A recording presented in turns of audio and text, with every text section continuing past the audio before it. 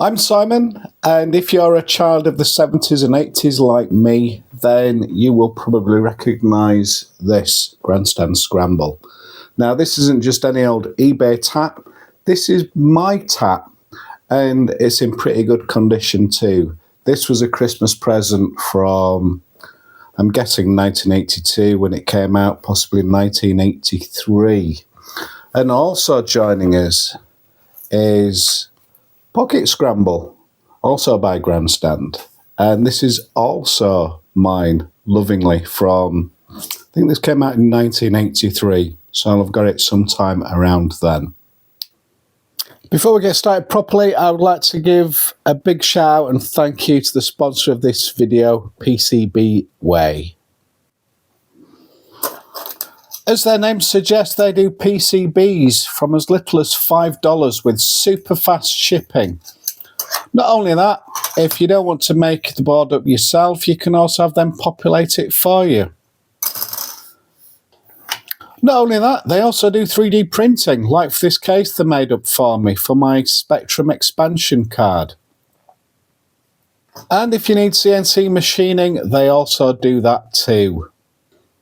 And if you're a tinkerer like me and you need some inspiration, then do check out their project pages. There's something there for everyone.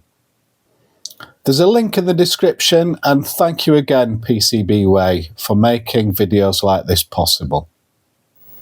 Before we get started on the unboxing, let's just have a cheeky peek at where this game originates from. And in front of me here, we've got Konami's Scramble from 1981. This is, I don't have an arcade machine, unfortunately, as much as I'd love one. I've nowhere to put one anyway if I did have one. But this is, I think, as close a reproduction to the arcade original as what you can get. I'll put a link in the description. I'll have a brief bit of gameplay just so you can see what's involved. You probably know anyway, but you might enjoy just seeing how bad I am at this game.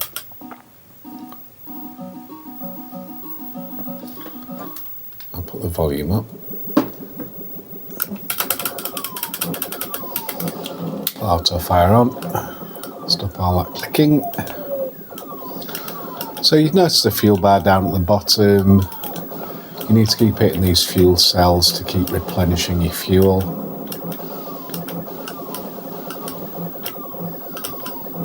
And then you've got a number of stages up at the top which you progress through until ultimately attacking the base, which I haven't managed to do on this version of the game, so don't worry, I don't think we'll get that far.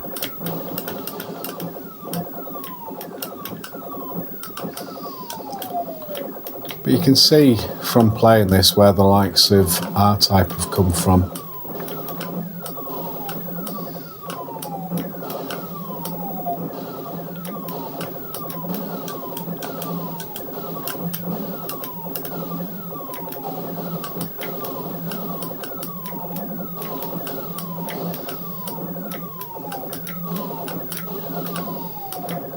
Right, we're about to come up to some fireballs, which I'm notoriously bad at dodging.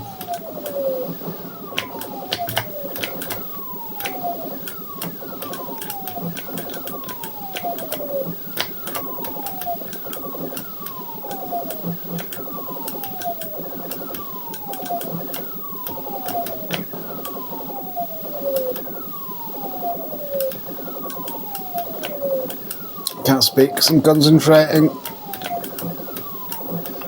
Oh my god, can't believe I survived that. Well, yeah, as predicted, I always die in this bit anyway, so probably not going to see much further than this. Oh, my days.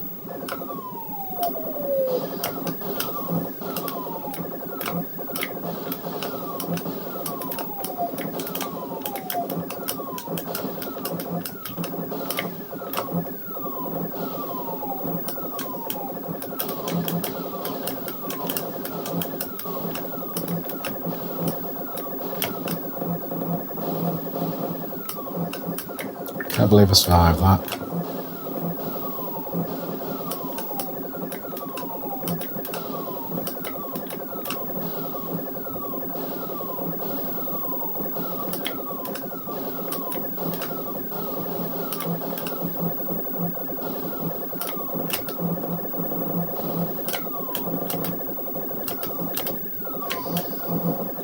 this is the first I've ever got.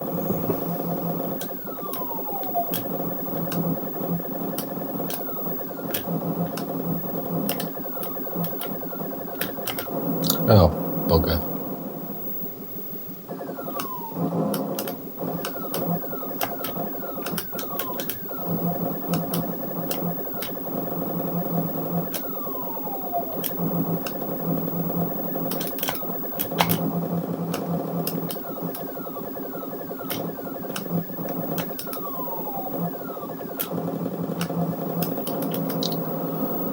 Well, that's it.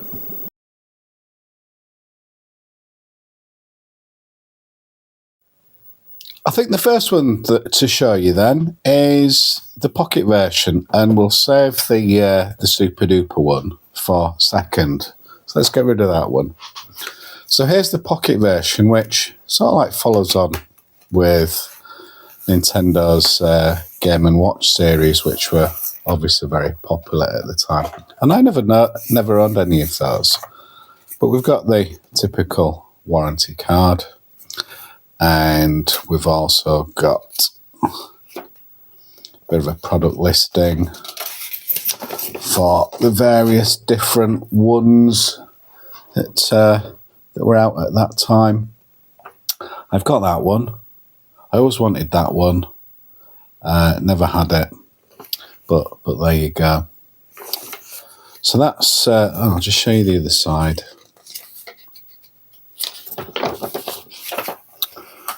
And the tabletop. Never had Firefox. Always wanted that one as well.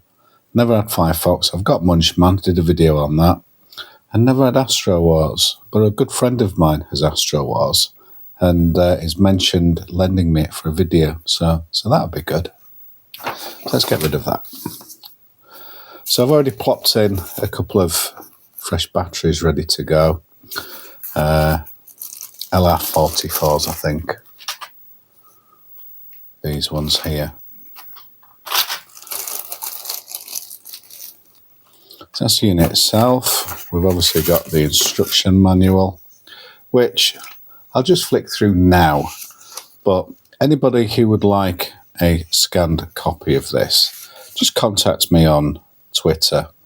Send me an email address, and I'll quite happily send you a scan of the instructions through. That's no problem.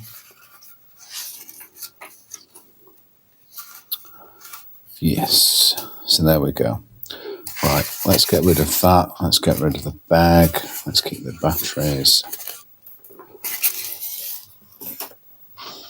So the big version, you can plug an AC adapter in, but obviously this is a mobile version, and it's just got the batteries underneath. If I can get them in.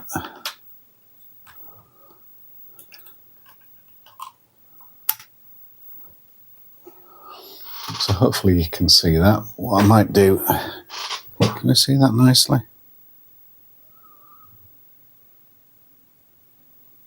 I think I'll try and get the camera a bit closer for you.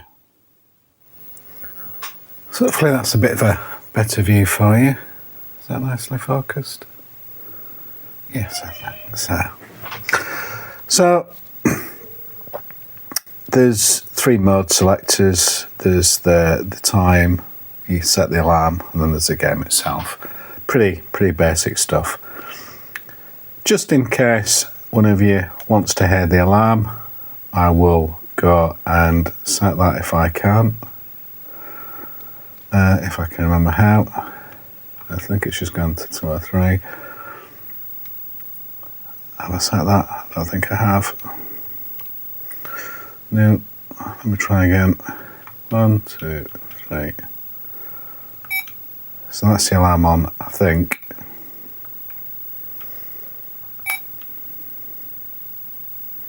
Have I done it? Yeah, so I can press, I can press that and show the seconds counting. So we're 15 seconds away from hearing the alarm, and boy is it worth the wait.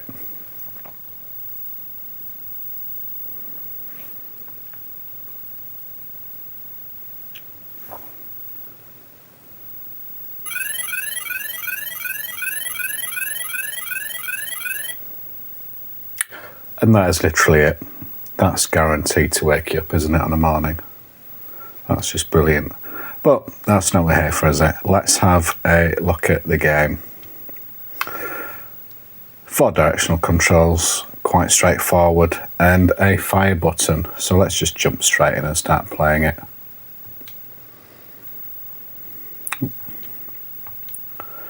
It's always easy if you press start.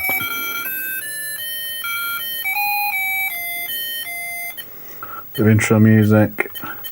What I will say is, obviously the technology is seriously limiting what it's capable of doing, but the controls are very responsive. You press the button and it moves. So I can't fault the actual control mechanism and gameplay, really. It's more than playable. But obviously the graphics are massively limited with a small LCD screen with predefined little characters on them.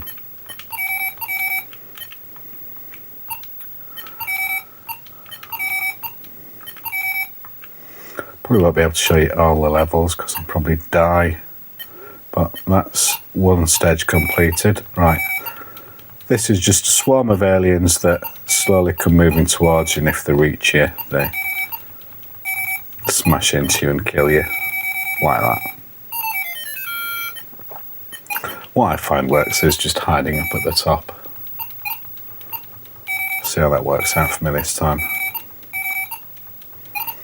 Because when it drops the bombs down as well, if one's worked its way down the bottom, then your bomb will also hit them. So that's, there we go, like that one.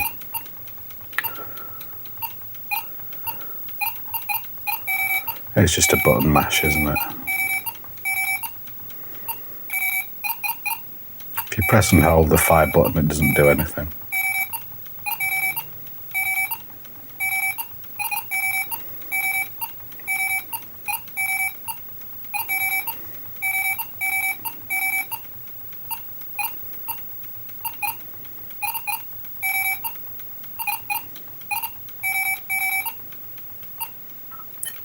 Is that level? Yeah, that's that level. Now we've got the comets coming towards us, the meteorites, whatever.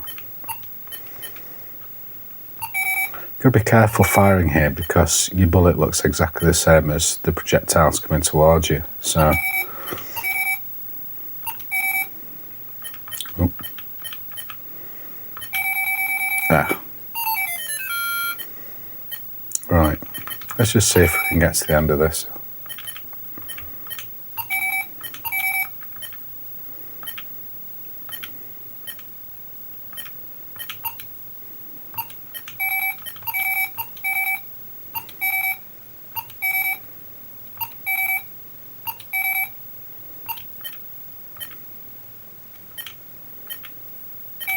Oh, I moved down too soon. The bullet was still there. Right, I think call this my last life.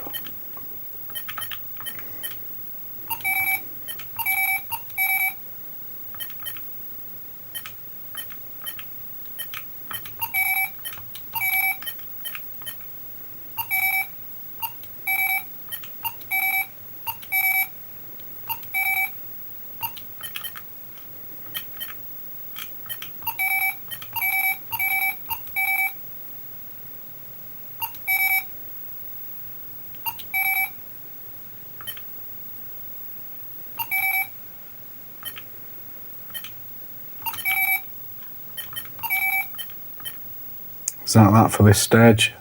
I think it might be, you know. Right. Now this is quite fiendish because some of them are dead ends. So it pays to keep yourself further forward in case you need to reverse because you don't have much time to do it.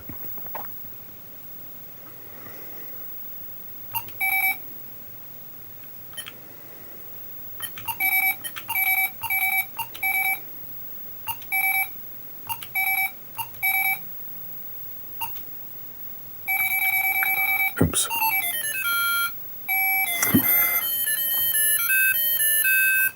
Well, that's the pocket version. it's surprisingly good fun to play. So now for the main event, the tabletop version. Holds a lot of happy memories of this. I do remember opening this on Christmas Day. And I'll show you the box anyway, because you're not interested in my experience of it, really, are you? The box really is in pretty good nick. It's got its wear and tear in places, but overall it's pretty good. There's no rips of any consequence, I don't think. I just think the boxes are part of it, really. And I always kept my stuff in the boxes, as you'll appreciate a bit of wear on that corner there. But yeah, even the underneath have gone to decorate it, which is nice, isn't it? So let's open it. Got a bit of protective card to protect the top of the machine. Got the machine itself, which I will carefully lift out. And just in there, we've got the ubiquitous guarantee card, which nobody, of course, ever fills in. Put that back in the box. And we've got the instructions. Once again, if you'd like a PDF scanned version of these instructions, just send me a message on Twitter /X, and I'll be more than happy to send you that across. Unlike, I've watched a few of people who've done videos on this, and one thing I've noticed is the mention that the fuel element, like the arcade game, it isn't replicated, but it is. If you go to mode 3 or mode 4 on the game using the select, I'll show you in a little bit. It does indeed have a refueling requirement, and you've got to hit the refueling station. But more on that in a bit. Let's have a look around the unit. It's as clean as what it possibly can be, I think. This was used back in the day, but it was used with love and care. And there's the odd mark here and there. So it's a pretty basic thing, really. You've got the 4-way control joystick, obviously, a power button, a game select button, and a button to start the game, and obviously, well labelled, you've got the separate bomb and missile controls. And obviously at the back, we've got the screen. And I do like this screen. It'll be really difficult to film, so apologies for that in advance. But I love how they've gone to the trouble of putting some graphics on it. Just add a little bit more atmosphere to the game, making up for the small vacuum-filled display behind it, which I think is magnified by a Fresnel lens, which will be difficult to show you. But I think the screen's got a magnifying lens on top just to make the original panel behind it just that little bit bigger. But looking around the machine, isn't that an awesome shape?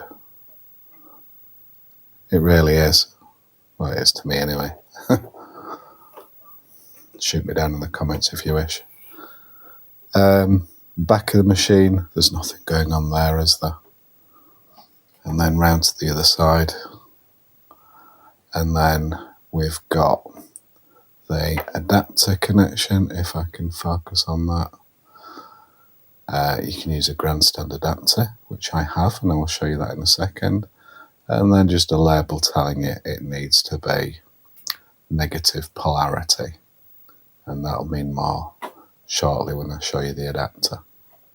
So yeah, that's it in a nutshell. Underneath, I'll just show you underneath as well, because I haven't done that, have I? Some minimal scratches and scrapes. And then we've got the battery compartment.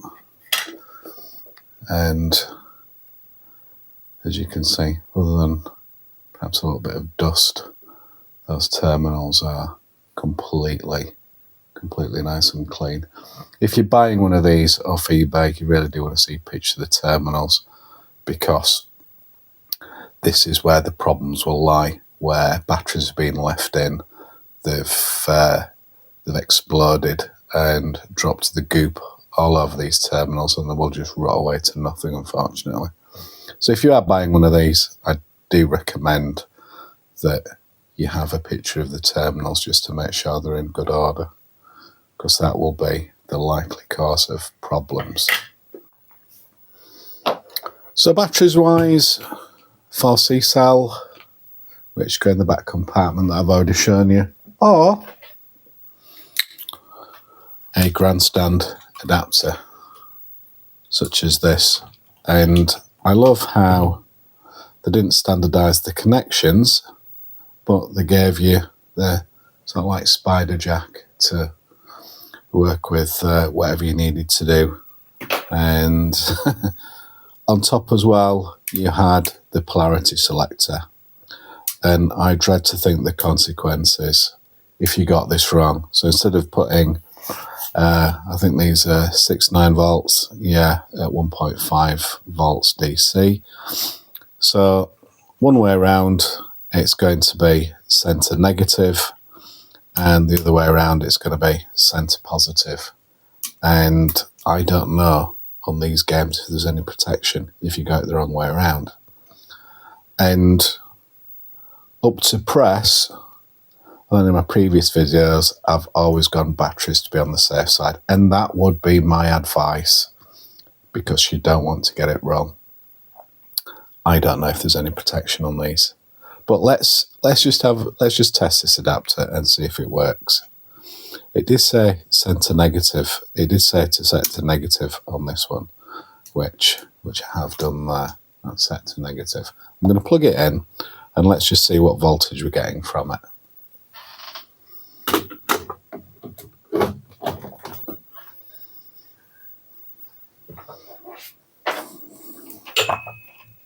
So that's it plugged in. Hopefully you can see the display. And let's just check out what voltage we're getting. They should all be the same. Let's just touch it on there, a bit fiddly. Right, -9 volts, which seems to be what it should be giving us.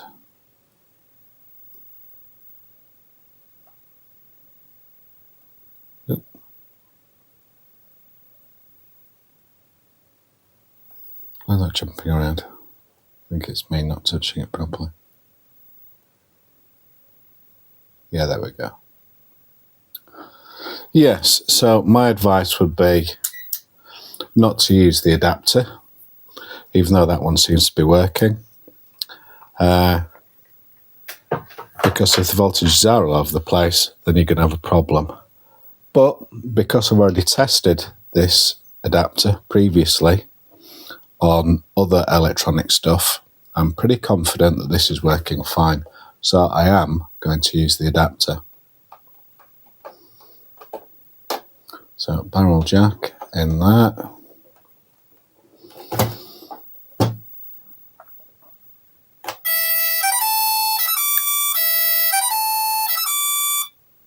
So that's working. Now let me see if I can get a better camera angle for you. I've tried with different lighting setups and camera positions and camera settings, but I think this is about the best I can do for you, so apologies for that. And the other thing that I need to make you aware of, there's no volume control on this, and it's really quite loud, as I remember my mum telling me on many occasions when she's trying to watch TV. But there you go. So let's give it a go.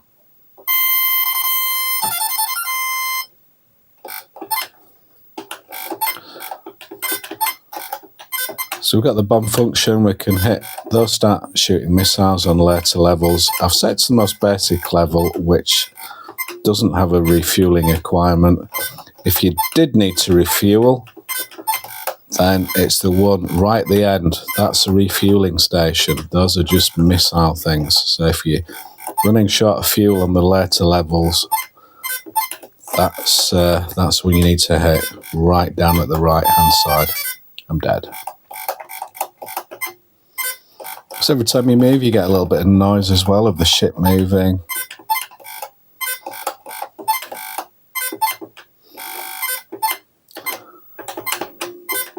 This wasn't a game you could get away with playing in your room late at night under the covers. Just too noisy.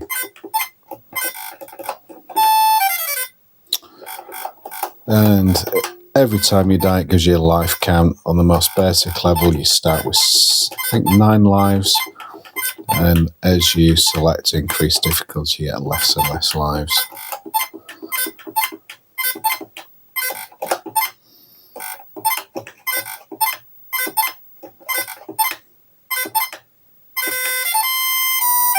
So that's that level done, and then you progress. And so on and so forth. But you get the idea. Right, I'm just going to try one last lighting setup, see if this is any better for you.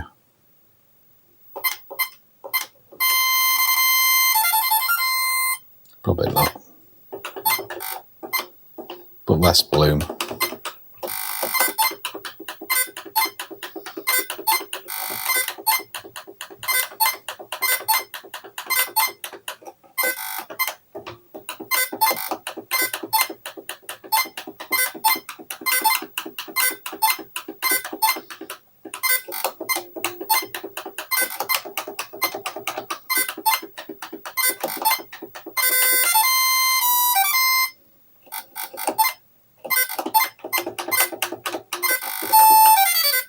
Oops.